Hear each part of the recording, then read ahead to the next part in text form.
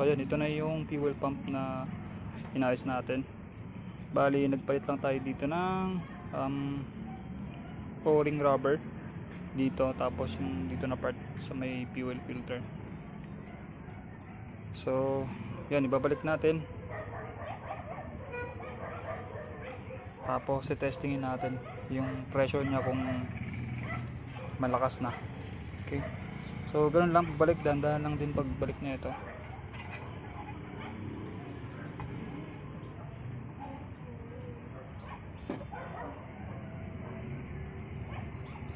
So make sure nyo lang dito na kaya siya maabot. Orong natin. So dito. Okay, tama yan. Then yung kanyang plate ay yung pinaka niya holder sa taas. So makikita nyo naman dito mayroong butas. Ito. So dito yung naka-connect. Yan o. So i-align nyo lang papunta doon. Yan. Tapos center nyo lang sa mga butas.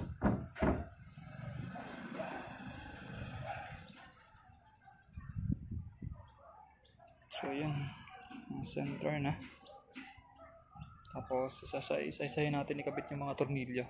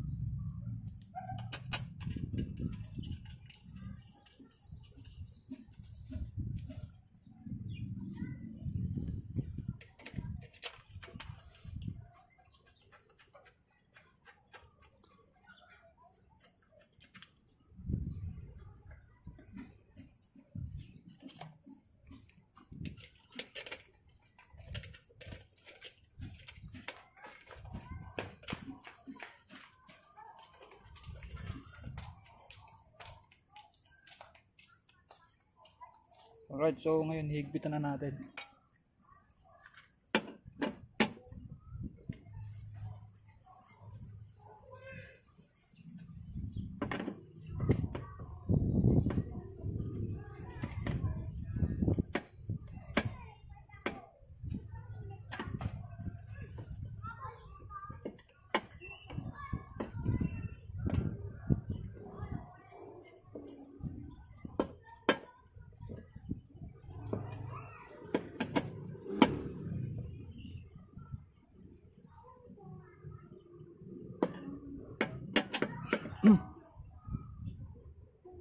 Okay, mahigpit na rin.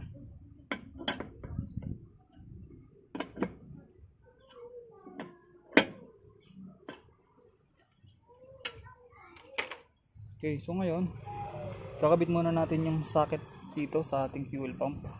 Pero itong hose papunta dun sa injector, hindi muna natin siya kakabit kasi titestingin natin kung malakas na yung pressure nya.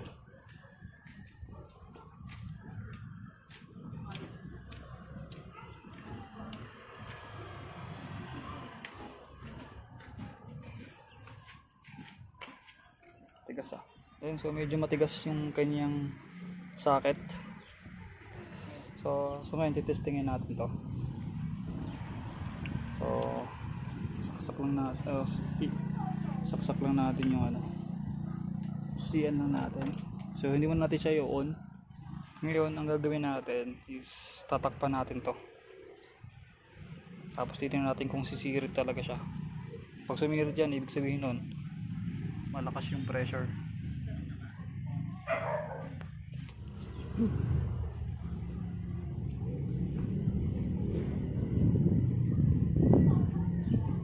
So ngayon tatakpan ko na. Hidiin na natin, tapos i-switch on natin.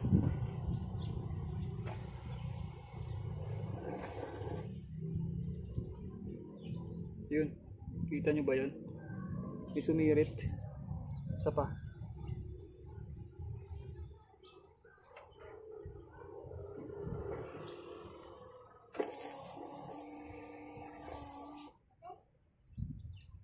Dami.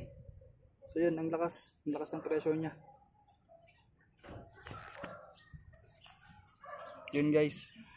So yun mga idol, lakas ng pressure. So nagkalat yung gas. So, ibig sabihin, umayos na ulit yung ating pump.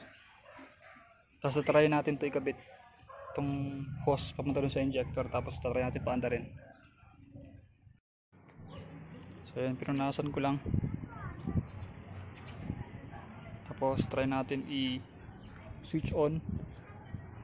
Try natin i-switch on dito.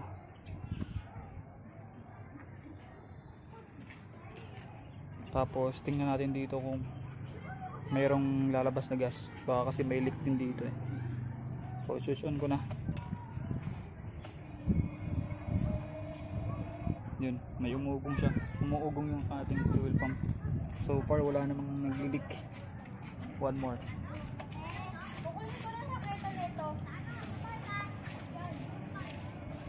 Yun, wala naman. Sige, try natin ito paanda rin. So naka-on na. Ito. Sana umandar.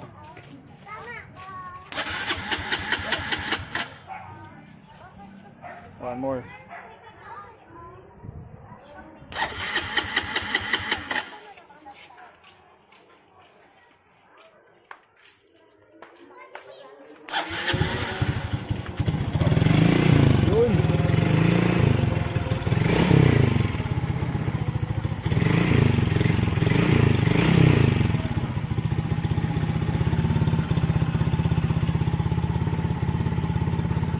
Umandar oh mga idol.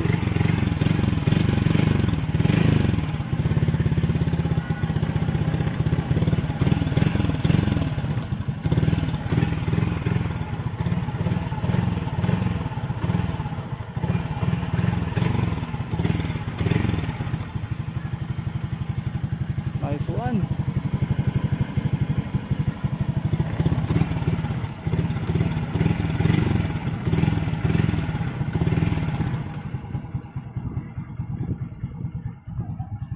Ayos. Woo. So by the way pala guys, itong battery no, customize lang to. Ako lang nagkabit na ito kasi yung battery na ito ano na, sira na din. So dead battery na siya, hindi na siya nagcha-charge.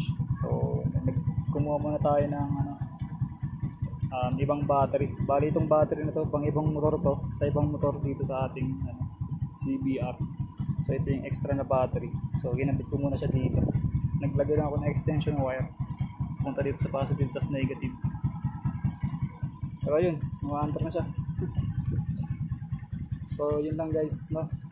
So maraming salamat no. Kung nakatulong itong video na to, don't forget to like and subscribe. Maraming salamat.